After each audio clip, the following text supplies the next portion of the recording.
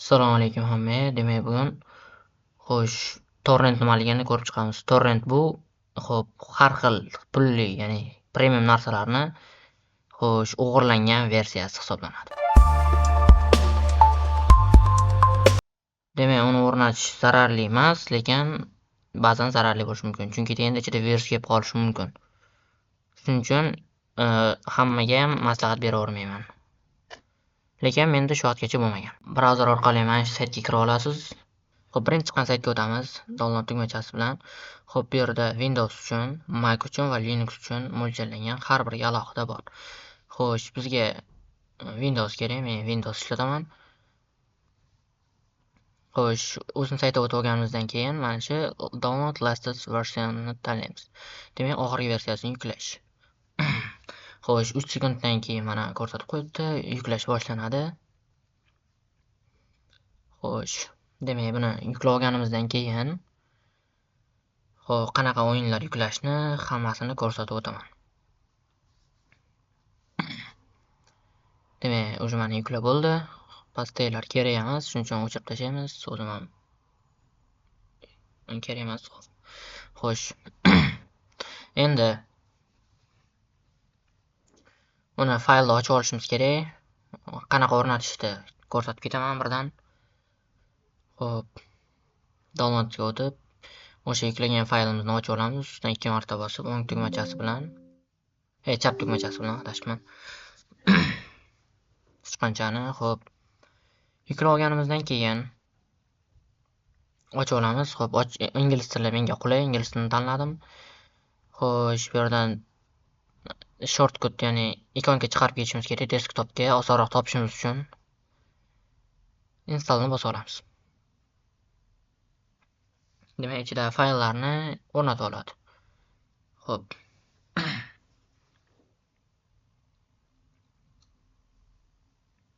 Demak, tayyor. Endi buni yopib turamiz. Kerak emas hozir. Ko'rinish mana shunaqa bo'ladi. Yopamiz. Telegramga o'tib olamiz. CLX Live ga o'tamiz. Bu torrentni bilmaydiganlar uchun. Torrentni qanaqa skachat qilishni, o'yinlarni, dasturlarni. CLX Live deb yozamiz. Birinchi kanal o'sha meniki. Bitta obunachi bilan boshlagandim. Birinchi videolarni ko'rgan bo'lsalaringiz, demak, 1-dekabrdan buyog'i hammasi torrent versiyalar bo'ladi. Ya'ni kilobayt kichkinagina fayl bo'ladi, torrent fayl. O'sha faylni yuklab olamiz.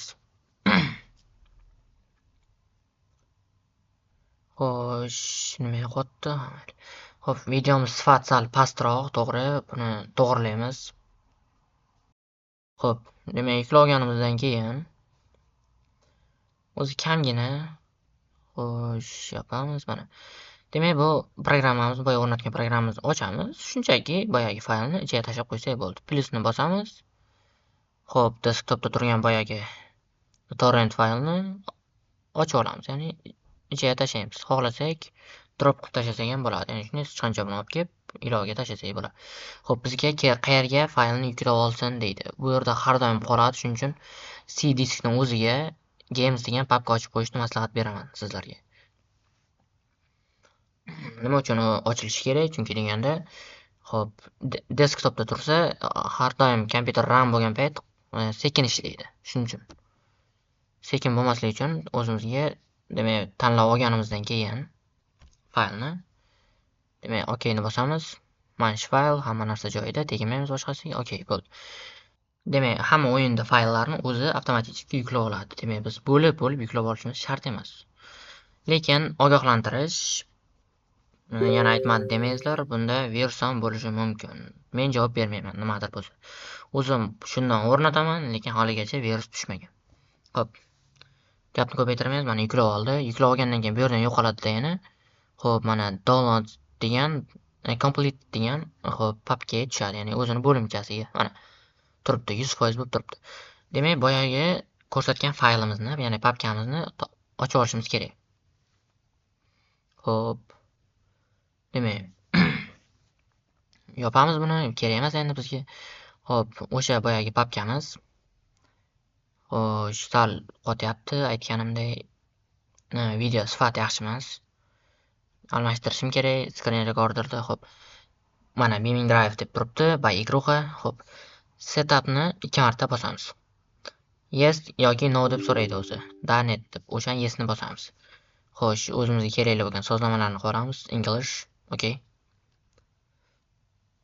Demak, next tugmachasini bosamiz. Bu yerdan shortcut turibdi, desktopda installni bosamiz. Bo'ldi. Hech qanaqa qiyin joyi yo'q. Kompyuteringizga qarab tezroq o'rnatib oladi. Mana o'rnatib bo'ldi. Xo'sh, mana unaqa torrent faylni ko'rsatadi. Uni yo'qotamiz, hammasini tartiblab olamiz. Demak, o'yinni ishlatib ko'ramiz.